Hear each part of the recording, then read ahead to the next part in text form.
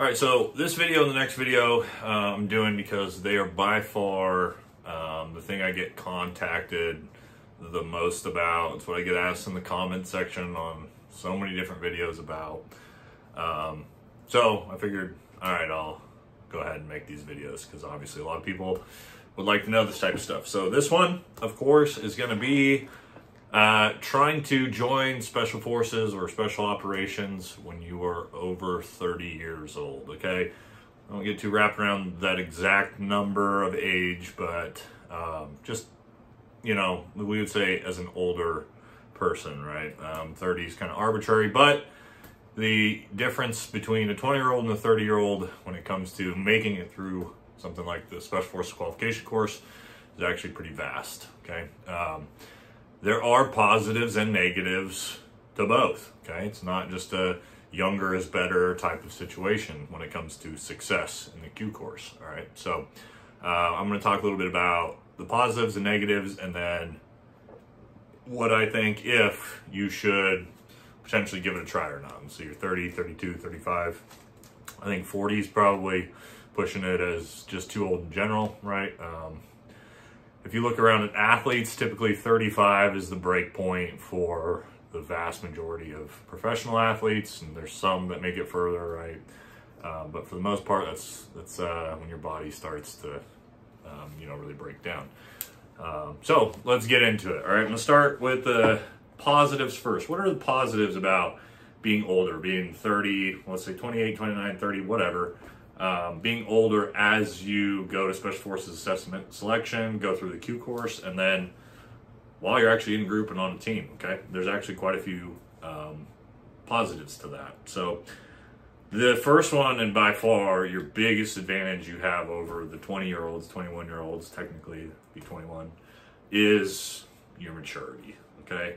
The difference between a 20-year-old man, and I'm going to say boy, a 20-year-old boy, and a 30-year-old man in maturity is extremely vast, and it's extremely apparent. Everybody knows it. Anybody who's older knows.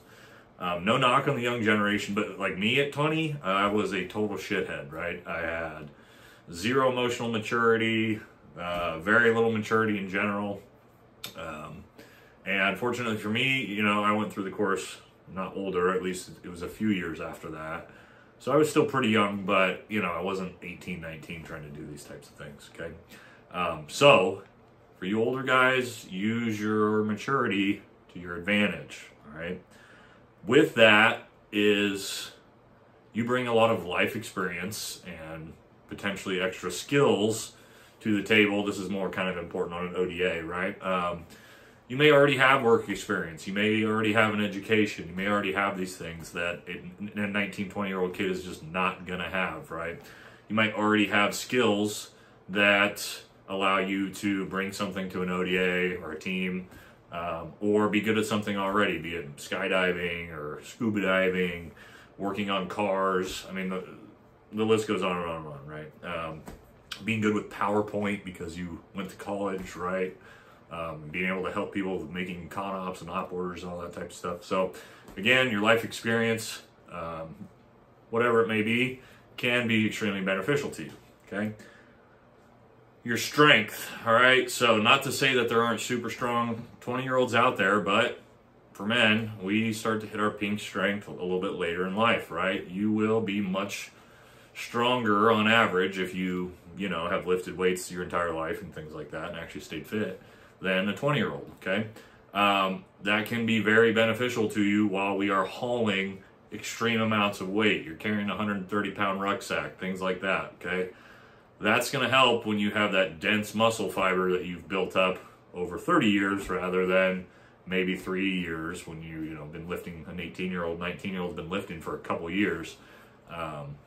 So again, there's an advantage there. With that, okay, you are less prone to certain types of injuries that are common in the Q course, most specifically stress fracture and bone type injuries, okay? For me, if any of you have watched my some of my other videos where I talk about all my injuries in my career, I have a ton of them. But for me, I broke 2 bones in the Q course in my younger days, and you know, once I sort of built up the density in my bones from the stuff we do, I never had another fracture bone issue again my entire career, doing massive amounts of pounding on the bones and things like that. Okay, so that doesn't mean you're going to be less prone to all injuries, right? But you're probably going to be less prone to some of those common stress fracture type of injuries, because as long as, right, where you've been putting time in physically on your body for 10 extra years from somebody else who's 20, that's going to be an advantage for you, okay? So what are the negatives? Okay, obviously there's a few, and there's some serious ones. The biggest one, right out the gate, even though we just said that you're less prone to certain type of injuries, maybe bone fractures, you're way more prone to other type of injuries, okay? Ligament, tendon, those type of injuries are way more likely, and your recovery is going to be much, much slower, okay, when you're in your early, mid, late 30s compared to what a 21-year-old, okay? That's just the facts of life.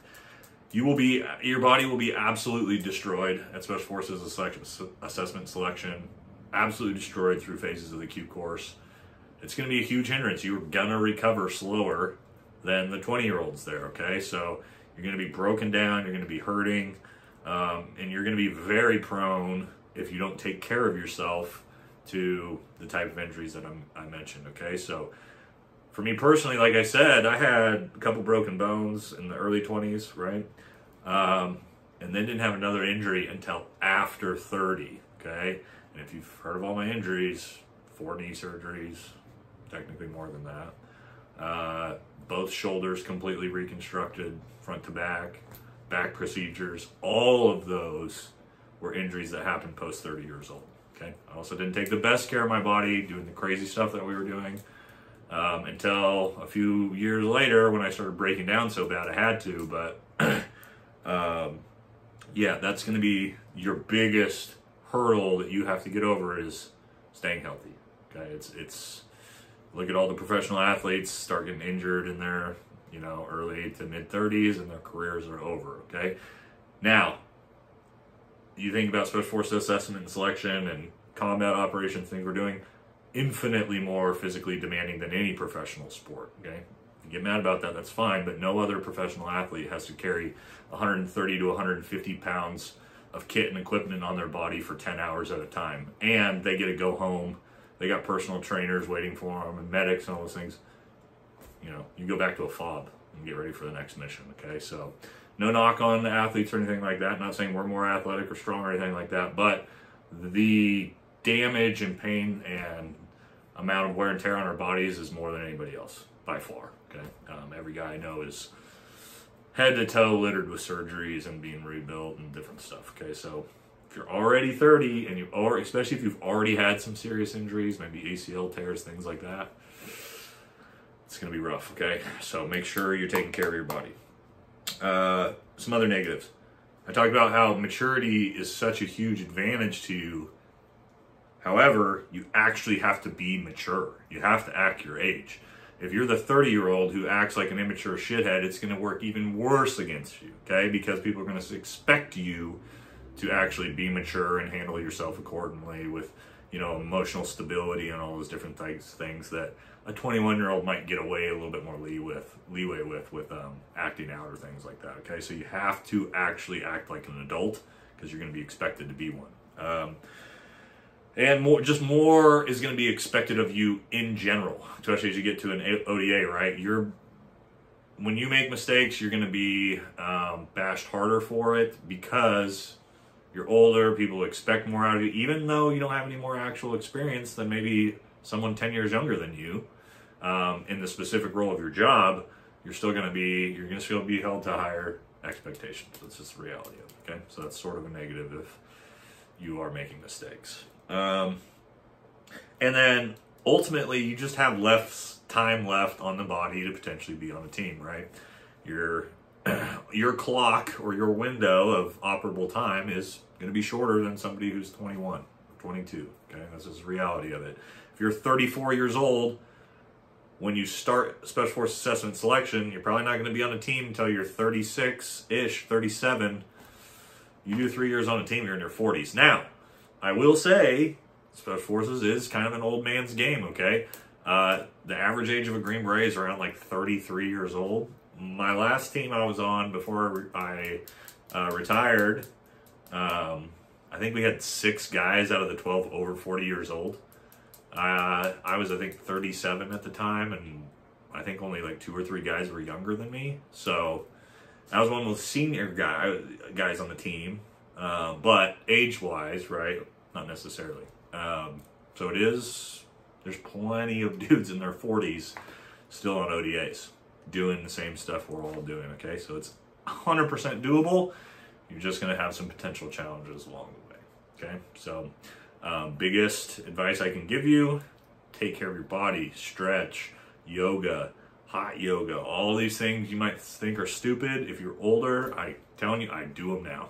Now that I'm old and broken, make a huge difference. I wish I would have been better about doing it when I was actually still active and on the teams. Or I wouldn't have been injured as much as I was. So, yeah, that's my main advice for you older guys, but don't be deterred. There's plenty of old dudes running around in SF. All right, guys, take care.